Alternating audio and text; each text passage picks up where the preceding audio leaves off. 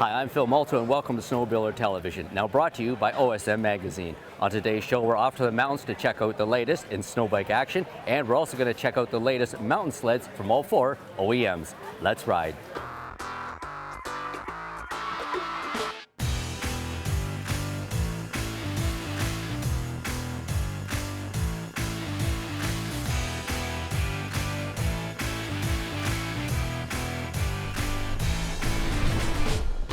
STV is sponsored by Yamaha, revs your heart.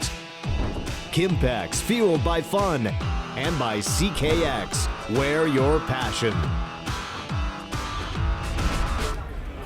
Building a mountain sled is not easy. Mountain riders deal with extreme scenery and incredible riding conditions. In fact, the rest of us sit there in awe at their amazing pictures.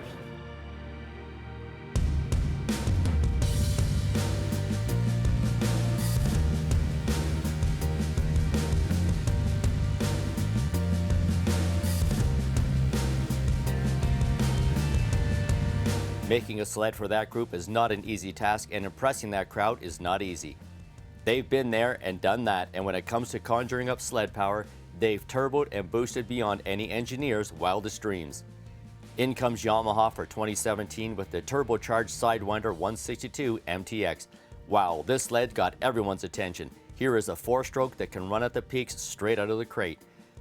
This is no bolt-on, kids. This is the real McCoy delivered straight from the engineer's desks. This new 998 three-cylinder turbo is turning heads.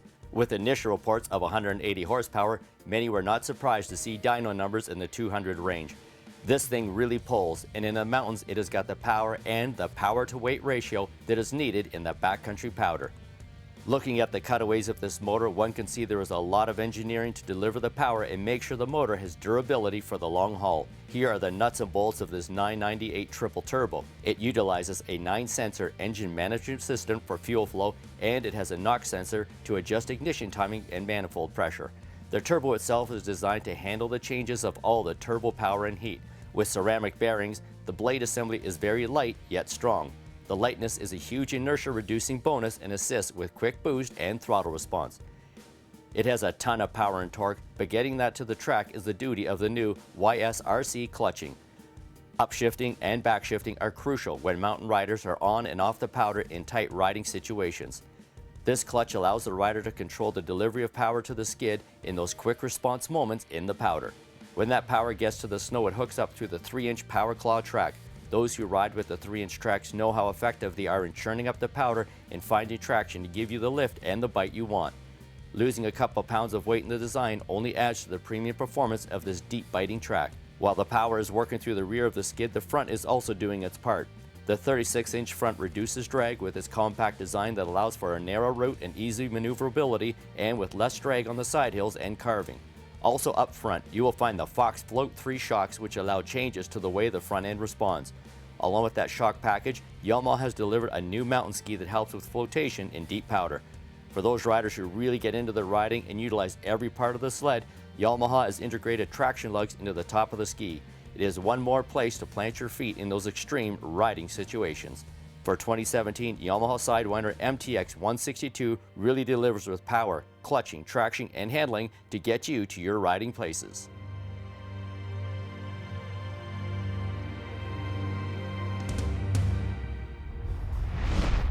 With the incredibly fierce competition in the mountain sled market, there's a time to act and a time to react. When it came to developing the 174 RMK, Polaris was following through on a long-term plan.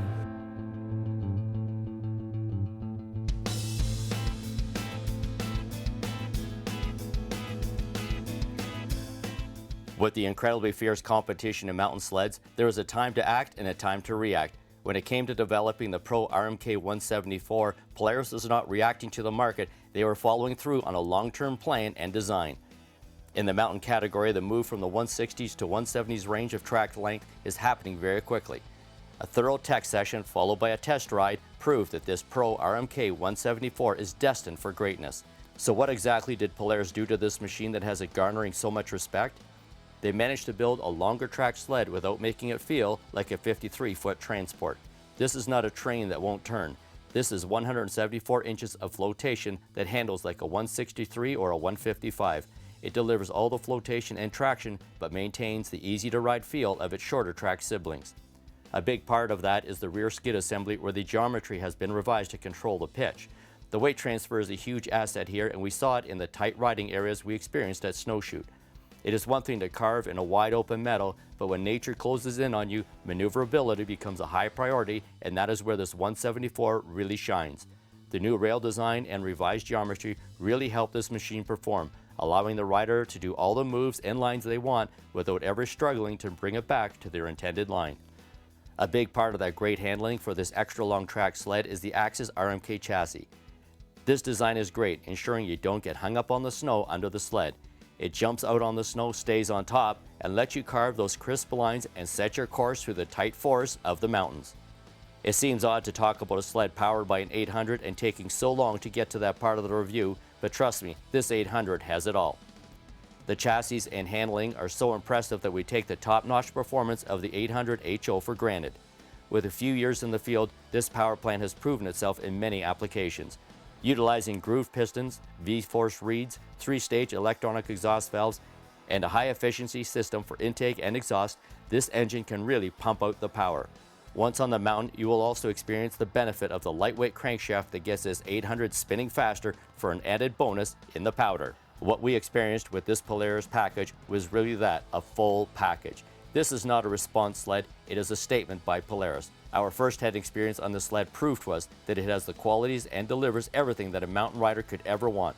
Get up there, stay on top, carve your own line, and take it all in on this Polaris Pro RMK 174.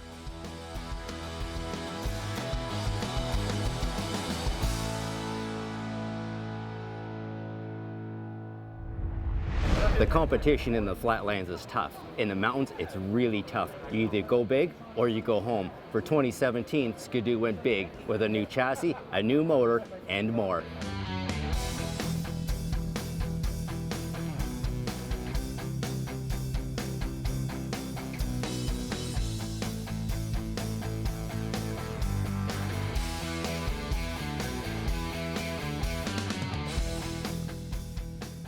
Seeing is believing, and riding is even more so. With each new summit, riding in the mountains is easier, but that also lets you take your riding skills to a new level. Those who have ridden the various models of summits over the years have been impressed with each new model that has come along. The ability to go further and higher with less effort has always been welcome.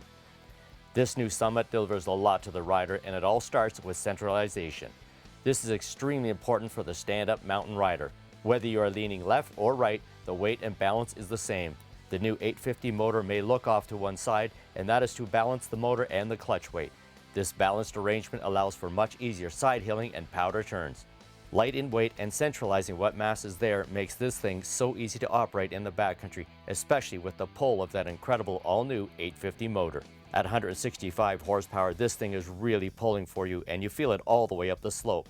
The last thing you want in a mountain run is a blip in your power band, and this 850 has none of that. Your power run is consistent all the way up the hill.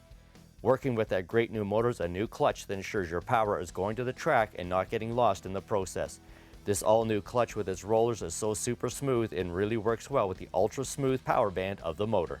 This entire package is something to behold. It is light, nimble, rider-friendly, fuel-efficient, and the whole thing rides on the T-Motion skid. Look at all that power and performance hitting the snow and hooking up with a 2.5 or 3-inch lug, and you really get an appreciation for how incredible this powder riding experience is. This new Summit was a huge hit with everyone in our test group, with many good reasons. Easy to ride, super maneuverable, tons of power, and an overall smoothness combined with fuel efficiency will drive many mountain riders to give this sled a serious once-over this winter.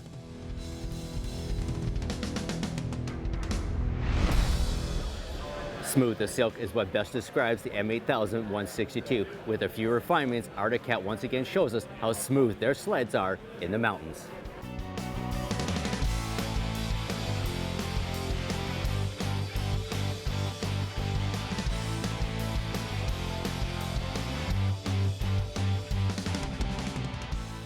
With a few refinements, this perfect mountain sled returns to the power ranges for 2017. From my earliest encounters in the mountains of Colorado with the original M6 in the deep powder, I've always had an appreciation for how darn smooth they are in the powder and in boondocking situations. They launch with ease, they are predictable when they land, they engage smoothly, then turn and crank it up any slope or leap off any white ledge with ease. With its well-established 800 twin engine with dual plugs, this machine is ready to haul anywhere alongside anyone. The 2 plugs with knock sensors means there is never a surprise coming from the cylinders. It is always a high-end, super power delivery. The Pro Climb chassis that this motor is locked into is known for being super smooth and easy to operate.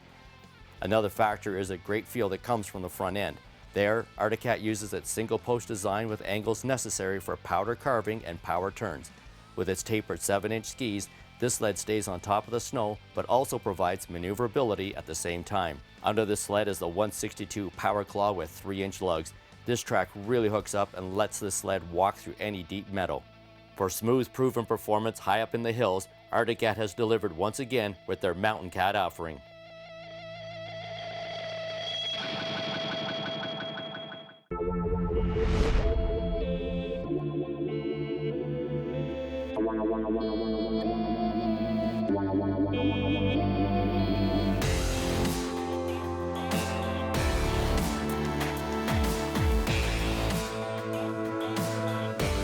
We've been building those Nipexes for several years, taking the nitro chassis and sticking the 4-cylinder Yamaha 4-stroke engine in there and basically calling them a Nipex. So when the Viper came out, I thought, wow, that'd be kind of cool to see if we could put a 4-cylinder motor into a Viper chassis. And initial consultation with the main builder, Chad, there at CR Racing, it wasn't looking good. So basically stared at it for about a year, and then Chad thought long and hard on how we're going to do it. And you know, that guy's pretty bright. He came up with a pretty great concept to build some nitro style side bulkhead plates, and you know, he got the machinist to make up the plates, and they're all billet, and they're pretty kind of beautiful and work of art actually. So you know, love the 4-cylinder power, the RPM that Yamaha Apex motor makes. It spins the track really fast, and that's kind of one of the beautiful things about it. So that's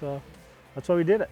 Yeah, you know, it was a late completion this spring, and got to test it about a day in some deeper powder, and it was great. And I just hadn't had an opportunity to really ride it the last month or so. So you know, we're out here today and doing this little shakedown, and you know, playing with the boost and got that dialed in, and playing with some suspension. So figuring out what, you know, got to do over the summer. But definitely it's what I really missed about the 4-cylinder motor.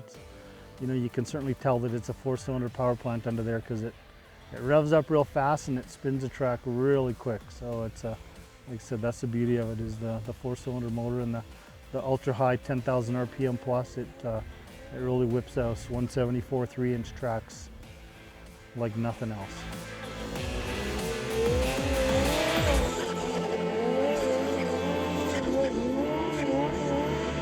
You know, it's got some great componentry. The MCX turbo was off an Apex, a rear mount Apex, and most of the Viper and a lot of the current chassis you see out there have a front or a side mount turbo.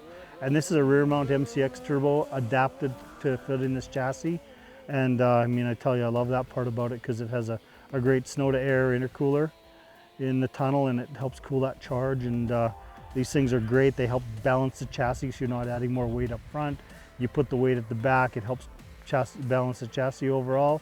And they make a lot of power. They really do work well, and their fueling is awesome on this. I think the final thing is this runs exhaust valve in the pipe, much like a sport bike does. So it has incredible throttle response, and that's what makes it really unique in itself. Chad had a lot of the design ideas and completing that bulkhead, and so the coolest thing likely is the fact that it is a billet bulkhead. The side plates are both billet machined. Runs a nitro front bulkhead cooler. It runs a really great Yamaha nitro chain case with a reverse mechanism. Something that, you know, we've been running in the mountains since '08, and it's bulletproof. They work. They're super simple, and the clutches are all stock Yamaha clutches, primary and secondary clutches with lots of weight in them, and to harness the power. The chassis, you know, it's got some Yamaha Viper front end components, basically all the body work, the front spindles and A-arms. It's got a CR lightweight hood on it. It's got a really cool, unique CR radius tunnel on it that he developed just for this sled. The external running boards with cooler material back to a U-cooler. So he's incorporated a lot of really nice ideas in here, and you know, Chad's certainly a master when it comes to creating these kind of custom snowmobiles, and I'm just happy to be able to pilot it.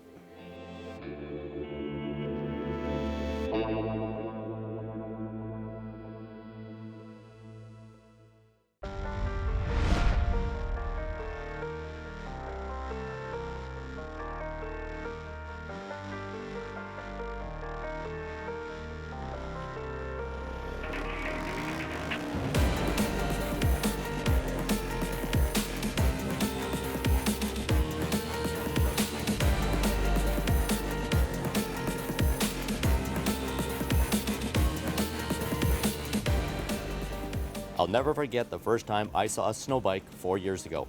There we were, playing in the powder of BC on our mountain sleds, and then through the trees came this weird sound followed by a bizarre sight. The Snowbike era had arrived. The low-end sound of that 450 four-stroke bike engine was completely different than the high-revving sound of our 800 two-strokes. So much has changed since that first encounter.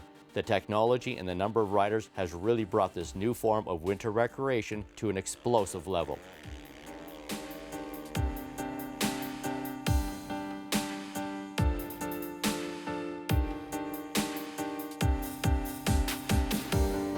The latest craze is not the first attempt at bringing single ski action to the snow.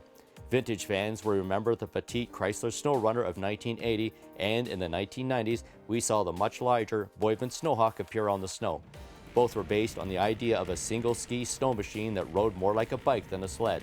As is so often the case, the timing was not right, but years later, we see that concept taking off. In just a few short years, the snowbike revolution has gone wild. An area, one rider, or one manufacturer that is fueling this overnight success. Interest and support is huge and widespread for this type of winter recreation. There are several reasons for the success of this latest winter craze, but probably the most significant is the versatile fun factor. These things can go anywhere, but in a different way.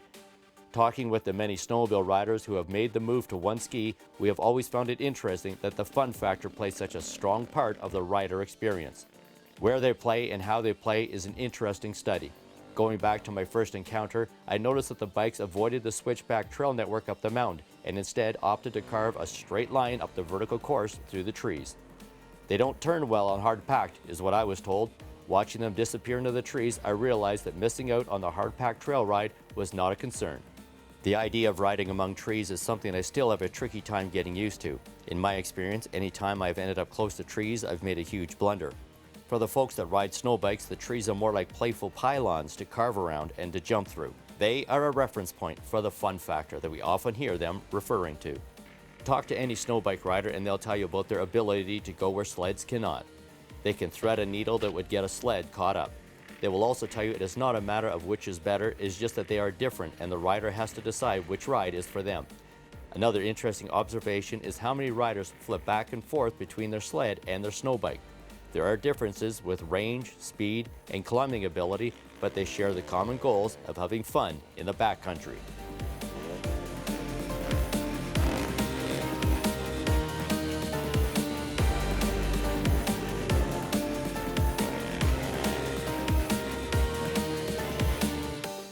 The deep snow, the jumping, the wandering, and meandering through the powder, it all adds up to the fun factor that these great machines generate.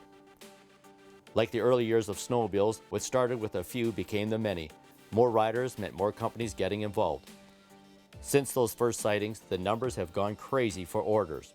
For this year, snowbike kits like Mototrax, Timbersled, Crazy Mountain Extreme, Yeti, SnowTech, and Frozen Moto are being joined by Camzo in their offering. Along with these kit options, Arctic Cat has their complete SVX 450 package in the works, so the competition is really heating up for this winter sport. The snowbikes are here to stay. They have proven their place in the backcountry powder. Some may see them as snowmobile competition, but most see them as a way to supplement the motorized winter recreation industry. Along with sledders switching up their ride, many summer bike riders are now finding a year-round activity that keeps them biking 12 months of the year.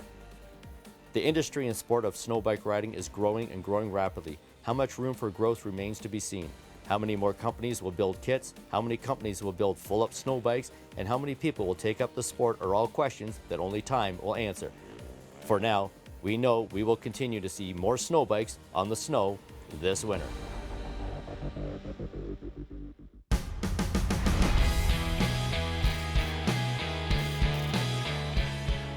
Welcome back to the Snowbuilder Television Garage and Workshop. Jeremy Gerard is here to talk about this. You've been out on a Sunday afternoon, you've been wrapping it or wide open throttle or pinning it just a little bit too much. You've done some damage to your piston, you've done some damage to the sleeves. Jeremy, what's the process to get this sled back on the trail for next Saturday? Well, if you're one of the type of fellas that are a do-it-yourselfer kind of guy and wants to get back on the trail, what you do is you take your cylinder core into your local dealer and you order up a replacement cylinder. One of the new programs we have available from Kimpex. And what it is essentially is the ability to take in a cylinder, drop it off, the dealer orders you a new one, and basically gets you that coming with a new piston kit and gasket set and gets you up and running by next weekend. So you've done this damage, you want to get the sled back on the trail, you go into your dealer, and what do you do when you walk through the door? Well, basically you ask him to order you a remanufactured cylinder. And so essentially, Kimpex has partnered up with Nicochrome to allow that process to go much smoother. The damage has been done. You can get the new block, but how about the pistons? How do they get these? Well, when you're in your dealer, you can request the Kimpex house brands, or you can request a kit such as this Wiseco kit, which comes with gaskets, needle bearings, and 2 pistons. So the damage you've done Sunday to your block, your pistons, and everything else, you can be back on the trail for next Saturday if they go to?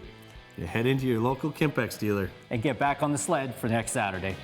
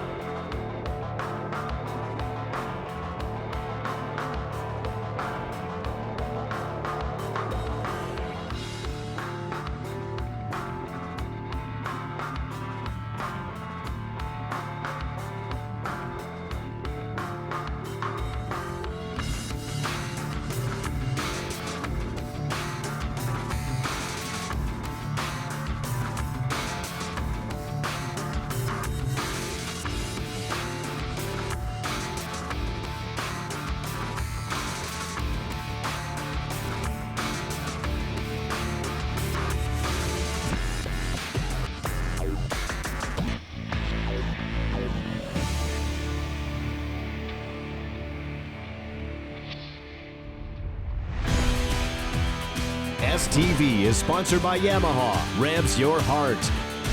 Kimpex, fueled by fun. And by CKX, wear your passion. Thanks for watching this week's episode of Snowbuilder Television. We'll see you next week back here on the snow.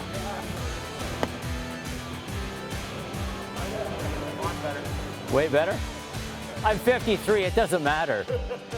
It's like shining a 72 rusty Le Mans that's leaking oil. What's the point?